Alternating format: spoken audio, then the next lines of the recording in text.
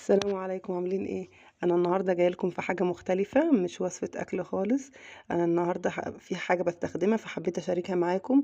السبونج دي يا جماعه انا بستخدمها بقالي اكتر من 4 سنين بصراحه. هي يعني ريحتني كتير جدا واحسن بكتير من السلك الالومنيا اللي بيعمل صدى وبيتفتفت وما بتبقيش عارفه تحطيه فين اصلا.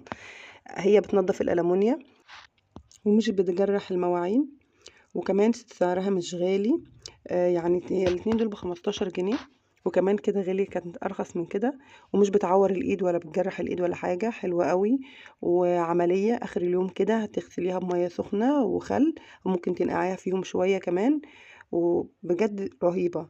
استخدميها وان شاء الله هتدعيلي. ولو عجبكم الفيديو ما تنسوش تعملوا شير ولايك. ولو دي اول مرة تشوفوني، انا اميرة بكري. اشتركوا في القناة وفعلوا الجرس علشان يوصل لكم كل جديد.